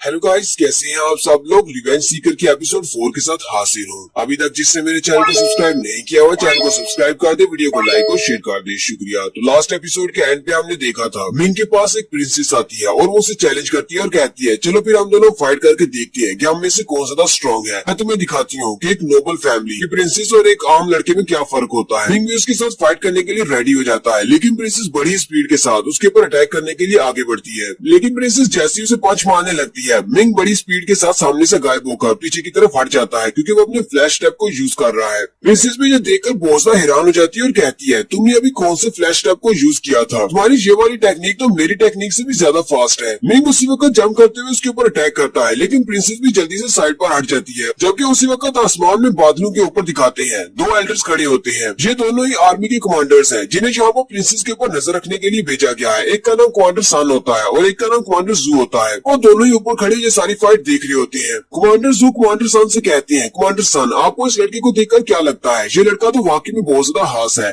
इसकी फ्लैश टैप की टेक्निक काफी ज्यादा तेज है और ऊपर से इसके पास जो की गैदरिंग है वो भी काफी ज्यादा स्ट्रॉन्ग लग रही है। क्या तुम्हें लगता है कि ये सारी टेक्निक्स इसने यहाँ पर इस छोटे से शहर में रहकर सीखी होंगी? कमांडर सन कहते हैं, इसके इस फ्लैश टैप को देखकर तो लगता है इसकी ये टेक्निक इमोर्टल श्राइन वालों की है। मैंने ऐसे ही सेम टेक्निक इमोर्टल श्राइन वालों के पास भी देखी थी। फिर नीचे ग्राउंड का सीन दिखाते हैं, वो दोनों बड़ी ही स्पीड के साथ एक दूसरे के साथ फाइट कर रहे होते हैं। कमांडर जू कहते हैं कि हमें वहाँ पर जाकर उन दोनों को रोकना चाहिए, कहीं वो लड़का हमारी प्रिंसेस को नुकसान न पहुंचा दे। जबकि कमांडर सन उसे रोक देते हैं और कहते हैं, नहीं, हम लोग वहाँ पर नीचे जाकर इस फाइट में इंटरवीन नहीं कर सकते। हमें ऑर्डर्स मिले हैं, हमें छुपकर प्रिंसेस की हिफाजत करनी है। हम यहाँ पर छुपकर ही सब कुछ देखेंगे। मुझे नहीं लगता कि वो लड़का इतना ज्यादा स्ट्रॉन्ग है कि हमारी को नुकसान पहुंचा सके। नेक्स्ट सीन फिर से ग्राउंड का दिखाया जाता है। 4 घंटे की फाइट करने के बाद वो दोनों ही बहुत ज्यादा थक चुके होते हैं और वो दोनों वहाँ पर खड़े लंबे लंबे सांस ले रहे होते हैं। मिंग हंसते हुए कहता है, तो ये तुम्हारी पावर है। तुमने तो कहा था तुम एक प्रिंसेस हो और तुम बहुत ज्यादा स्ट्रॉन्ग हो, लेकिन मेरी जैसे आम लड़की के मुकाबले में तुम्हारी पावर तो बिल्कुल सेम है। प्रिंसेस उसकी बात सुनकर गुस्सा हो जाती है और कहती है, हाँ ये बात ठीक है कि मैं अभी अपनी ब्लड कल्टीवेशन की स्टेज पर हूँ कि मैं बहुत ही जल्दी अपने आप को ब्रेक थ्रू कर लूंगी। तुम यहीं पर रुको, मैं कल वापस आऊंगी, फिर हम दोनों दोबारा से फाइट करेंगे और फिर दिखाऊंगी मैं तुम्हें कि मैं कितनी ज्यादा स्ट्रॉन्ग हूँ। और साथ ही प्रिंसेस पीछे की तरफ मुड़ जाती है, जबकि मिंग उसका मजाक उड़ाते हुए कहता है, कल तुम वापस मत आना, मैं तो बहुत ज्यादा डर गया हूँ। रॉयल प्रिंसेस तुम तो बहुत ज्यादा पावरफुल हो। जबकि प्रिंसेस उसकी बातें सुनकर बहुत ज्यादा गुस्सा हो रही होती है। प्रिंसेस के वहाँ से चले जाने के बाद मिंग फिर से अपनी गोश्त का टुकड़ा उठाता है और खाना शुरू कर देता है और कहता है, पता नहीं ये पागल लड़की कहाँ से आई थी। मिंग उसे कहती है, मास्टर ये लड़की कोई आम लड़की नहीं है। उसने कहा था कि वो एक रॉयल फैमिली से है और वो वाकई में एक रॉयल फैमिली से है। यहाँ तक कि तो वॉरियर लेवल के एक्सपर्ट्स उसको प्रोटेक्ट कर रहे थे, लेकिन चुप कर। वो दोनों एक्सपर्ट्स ही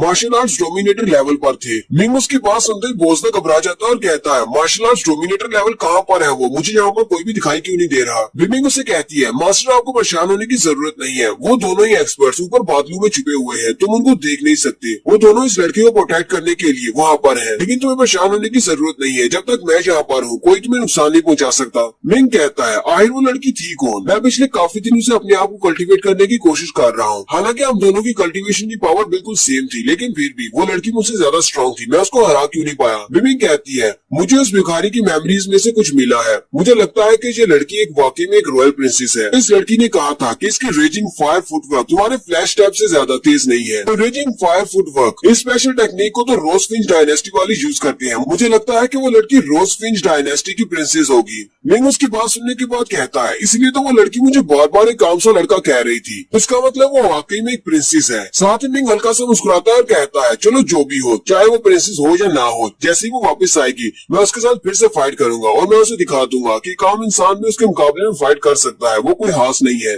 मिंग अपने पास एक और स्क्रॉल निकालती है और कहती है, मेरे पास एक और 8 ग्रेड की स्पेशल स्किल है, तुम इसको भी मास्टर कर सकती हो। इस स्पेशल टेक्निक का नाम बिलो फिस्ट है। तुम जल्दी से इसको प्रैक्टिस करना स्टार्ट करो। अगर तुम्हारी बॉडी को कुछ होता है तो मैं साथ ही तुम्हारी बॉडी को हील कर दूंगी और तुम्हारी बहुत ज्यादा हेल्प करूंगी। मिंग जल्दी से स्क्रॉल को खोल लेता है और कहता है चलो फिर ठीक है, इस टेक्निक को सीखते हैं। साथ ही मिंग उस टेक्निक के बारे में पढ़ने के बाद उस टेक्निक को सीखना स्टार्ट करता है। उसी के बाद एक केव के अंदर दिखाते हैं, वो प्रिंसेस एक केव के अंदर चली जाती है और काफी ज्यादा गुस्से में होती है। प्रिंसेस कहती है उस लड़के की हिम्मत कैसे हुई मेरे सामने इस तरह पेश आने की, उसे लगता है कि वो मुझसे ज्यादा स्ट्रॉन्ग है। प्रिंसेस कहती है तुम बस मेरा इंतजार करो, कल जब मैं तुमसे फाइट करने के लिए आऊंगी तो मैं पहले से बहुत ज्यादा स्ट्रॉन्ग हो जाऊंगी। प्रिंसेस इतनी ज्यादा गुस्से में होती है कि वो वहीं पर बैठकर अपनी बॉडी को कल्टीवेट करना स्टार्ट करती है और कहती है मुझे आज ही ब्रेक थ्रू करना है, और वहीं पर बैठकर अपने आप को ब्रेक थ्रू करना स्टार्ट कर देती है। दोनों ही कमांडर जो देखकर बहुत ज्यादा हैरान हो जाते हैं और कहते हैं हमारी छोटी प्रिंसेस वहाँ पर बैठकर अपनी बॉडी को ब्रेक थ्रू करने वाली है। लगता है कि उस लड़के ने इसके ऊपर बहुत ज्यादा असर किया है, अब बहुत ही जल्दी ये एक लेवल 1 की वॉरियर बन जाएगी। मास्टर सू कहते हैं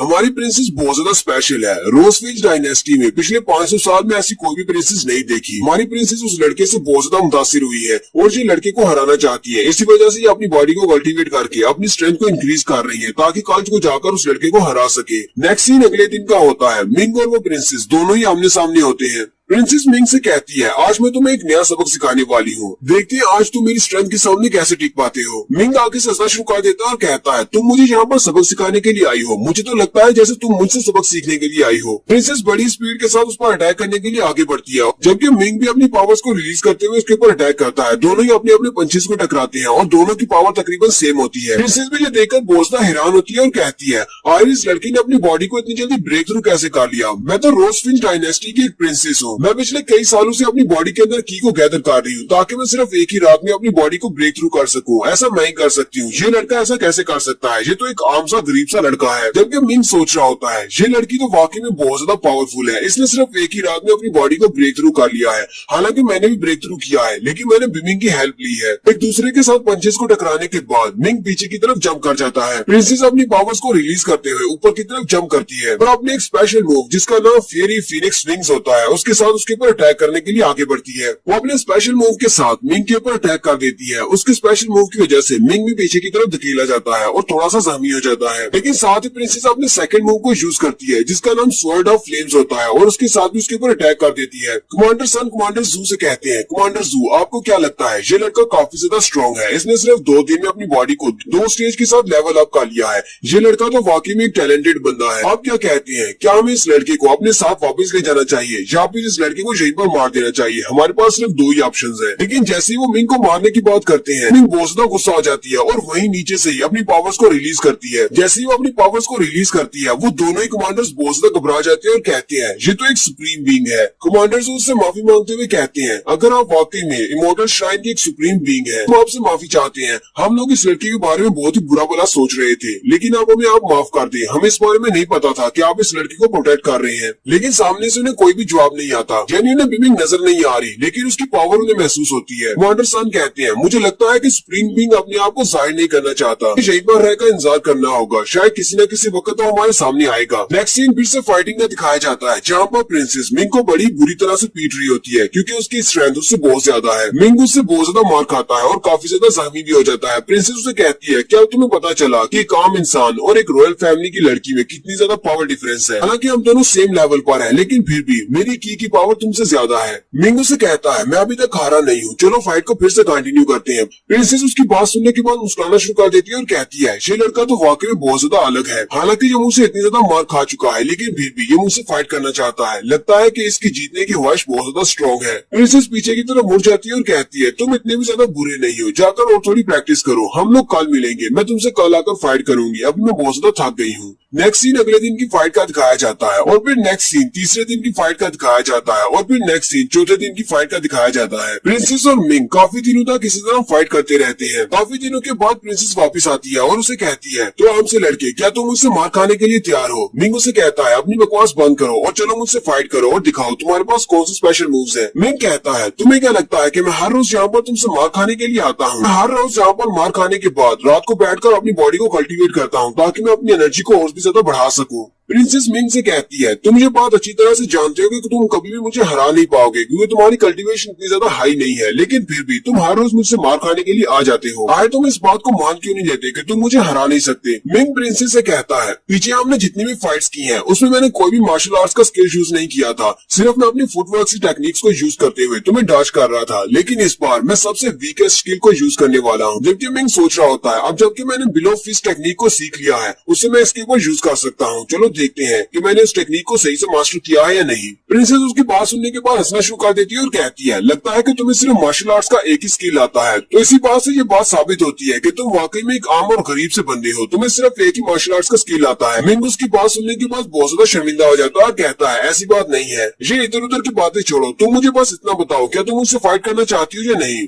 प्रिंसेस उसे कहती है अगर ऐसी बात है चलो फिर फाइट करते हैं, और वो अपनी स्किल को यूज करते हुए उसके ऊपर अटैक कर देती है, लेकिन मिंग भी अपनी पाम टेक्निक को यूज करते हुए उसके अटैक को ब्लॉक कर लेता है। प्रिंसेस ये देखकर बहुत ज्यादा हैरान हो जाती है और कहती है पहली बार जब मैंने स्किल को यूज किया था तब ये इस अटैक को ब्लॉक नहीं कर पाया था। मिंग प्रिंसेस से कहता है मैं तुमसे बस इतना ही कहना चाहूंगा कि अभी भी टाइम है, सरेंडर कर दो वरना तुम जख्मी हो जाओगी। प्रिंसेस ऊपर की तरफ जंप करती है और अपनी पावर्स को रिलीज करते हुए कहती है तुम चाहती हो कि मैं तुम्हारे सामने सरेंडर कर दूं, तुम्हारे सपनों में, ऐसा कभी भी नहीं होने वाला। मिंग भी अपनी बिलो फिस्ट टेक्निक को रेडी करता है और उसे पंच मारने के लिए रेडी होता है और अपनी पावर्स को रिलीज करते हुए कहता है चलो फिर ठीक है, अगर तुम अपनी मर्जी से सरेंडर नहीं करती तो मेरी इस टेक्निक को देखने के बाद तुम जरूर सरेंडर करोगी। प्रिंसेस उसकी की पावर को रिलीज होते हुए देखकर कहती है इसकी की पावर तो बहुत ज्यादा बढ़ चुकी है, लगता है कि ये अपनी फुल स्ट्रेंथ को यूज करने वाला है, मुझे भी अपनी फुल पावर को यूज करना पड़ेगा। और वो भी अपनी फुल पावर को यूज करते हुए उस पर अटैक करने के लिए आगे बढ़ती है और वो दोनों ही अटैक करने के लिए आमने सामने होते हैं। तो अब नेक्स्ट एपिसोड में देखेंगे प्रिंसेस की पावर ज्यादा पावरफुल है या फिर मिंग की बिलो फिस्ट टेक्निक ज्यादा पावरफुल है।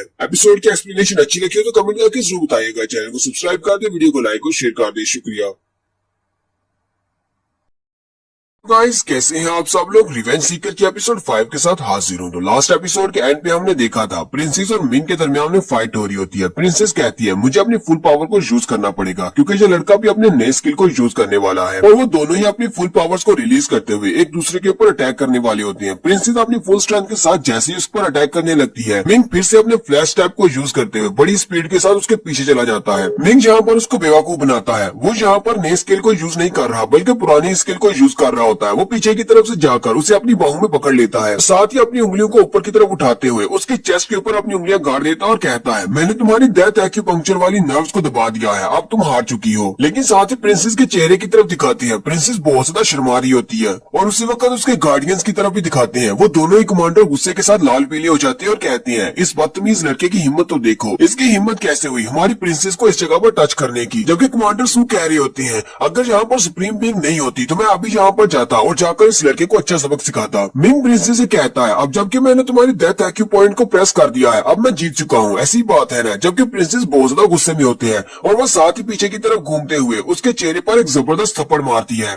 प्रिंसेस उसके चेहरे पर थप्पड़ मारने के बाद वहाँ से रोते हुए भाग जाती है और उसे कहती है कमीने कहीं के ठरकी इंसान, तुम बस 3 साल तक इंतजार करो, मैं इतनी ज्यादा स्ट्रॉन्ग हो जाऊंगी कि तुमसे इस बात का बदला जरूर लूंगी, तुम बहुत बड़े ठरकी और कमीने इंसान हो। मिंग अपने चेहरे पे हाथ रखकर खड़ा होता है और बिमिंग से कहता है क्या मैंने कुछ गलत कर दिया। बिमिंग उसे कहती है मास्टर आपने उसके ब्रेस्ट के ऊपर टच किया था, आपको किसी लड़की के साथ ऐसा नहीं करना चाहिए। मिंग उसे कहता है तो इसमें क्या बड़ी बात है, फाइट के दौरान कौन लड़की और कौन लड़का, इससे क्या फर्क पड़ता है कि मैंने उसके ब्रेस्ट को टच किया था। लेकिन साथ ही वो अपने हाथ की तरफ देखते हुए सोच रहा होता है, लेकिन वो था बहुत ज्यादा नरम। नेक्स्ट सीन में मिंग एक पहाड़ी के ऊपर बैठा होता है और वो बिमिंग से कहता है मुझे 2 महीने हो चुके हैं अपनी फैमिली को छोड़े हुए, पिछले 2 महीने से मैं यहाँ पर प्रैक्टिस कर रहा हूँ और एक जंगली इंसान की तरह यहीं पर जंगल में रह रहा हूँ। बिमिंग उसे कहती है मास्टर आपने यहाँ पर 2 महीने तक जितनी भी ट्रेनिंग की है उस सब का फल आपको मिल रहा है, आपने वाकई में बहुत कुछ हासिल किया है, आपने फ्लैश टैप को सीख लिया है, इसके अलावा बिलो पंच को भी आपने सीख लिया है और इस वक्त तुम मार्शल आर्ट्स के ग्रेट डिसाइपल 5 की स्टेज पर पहुंच चुके हो। और ये डिवाइन क्लॉक जो कि तुम्हारे पास है इसकी वजह से अब तुम अपने सेम लेवल के किसी भी बंदे को आसानी से हरा सकते हो, सिर्फ वॉरियर ही तुम्हारा मुकाबला कर सकते हैं और कोई भी तुम्हारा मुकाबला नहीं कर पाएगा। मिंग उठकर खड़ा हो जाता है और कहता है बहुत ही जल्दी हमारी जी क्लैन में यहाँ पर एक वॉरियर टूर्नामेंट होने वाला है, जहाँ पर इस टूर्नामेंट को जीतने पर हमें रेड सन सेक्टर में एक स्टूडेंट बनकर जाने का मौका मिलेगा। जबकि जी फैमिली में ऐसा कोई भी वॉरियर नहीं है जो कि मेरा मुकाबला कर सके, तो मुझे उन सबसे डरने की जरूरत नहीं है, मैं गांव में वापस जा रहा हूँ। चलो वापस जाकर जी फैमिली के सारे बुढ़ाओं को एक सरप्राइज देते हैं।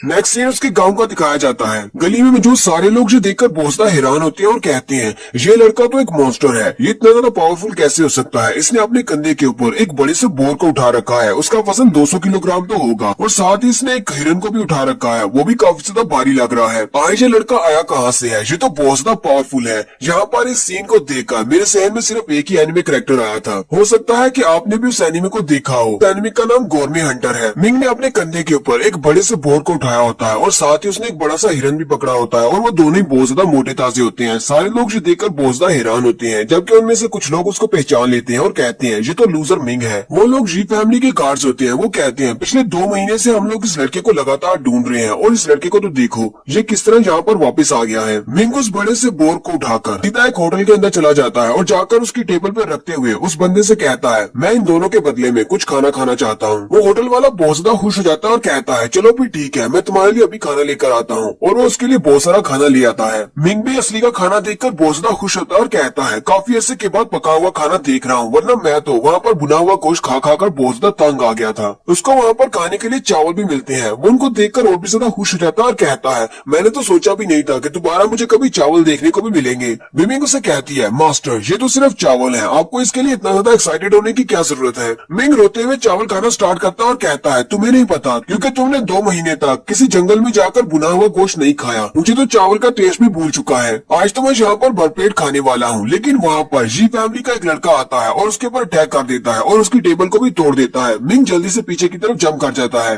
वो लड़का उसे कहता है पिछले 2 महीने से हम लोग तुम्हें ढूंढ रहे हैं और तुम यहाँ पर बैठे मजे उड़ा रहे हो। मिंग उसकी तरफ देखता है और कहता है अब जबकि जियांग का कुत्ता यहाँ पर है तो इसका मतलब इस कुत्ते का मालिक भी यहीं पर होगा। जियांग कहाँ पर है? उसी वक्त जियांग भी अंदर आ जाता है। उसके साथ एक और बंदा भी होता है। जियांग उसे कहता है तो मिंग जी फाइनली हम लोगों ने तुम्हें ढूंढ ही लिया। तुम मेरी टांग तोड़कर यहाँ से भाग गए थे, लेकिन इस बार नहीं बच पाओगे। मिंग कहता है तुम तो अपने साथ कियांग जी को भी लेकर आए हो। चलो फिर देखते हैं कि तुम्हारे जो दोनों पालतू कुत्ते मेरे सामने कितनी देर तक टिक पाते हैं। जियांग उसे कहता है अपनी बकवास बंद करो, और साथ ही वो यांग जी और कियांग जी से कहता है जल्दी से आगे बढ़ो और इस लड़के की दोनों टांगे तोड़ दो। आज हम लोग इसकी सिर्फ टांगे नहीं तोड़ेंगे, इसने मेरी टांग तोड़ी थी। हम लोग इसे इतना ज्यादा मारेंगे और इसके बाद मैं इसके ऊपर सूसू करूंगा। चलो जल्दी से पीटो। वो दोनों ही जंप करते हुए उसके ऊपर अटैक करने के लिए आगे बढ़ते हैं। उन दोनों के हाथ में तलवारें होती हैं, लेकिन जैसे वो उसके ऊपर अटैक करते हैं मिंग अपने फ्लैश टैप को यूज करते हुए वहाँ से पीछे की तरफ हट जाता है। यांग जी और कियांग जी देखकर बहुत ज्यादा हैरान हो जाते हैं और कहते हैं आखिर इसने कौन सी टेक्निक को यूज किया है, ये तो बहुत ज्यादा फास्ट हो गया है। मिंग उन दोनों को गुस्से के साथ कहता है मुझे लगता है कि तुम दोनों को यहाँ से अपनी दुम दबाकर भाग जाना चाहिए, क्योंकि अब मुझे सिर्फ बदला लेना है और मैं सिर्फ लोगों को मारने के बारे में सोच रहा हूँ। अगर तुम दोनों यहाँ पर रुके तो तुम दोनों को भी मार डालूंगा।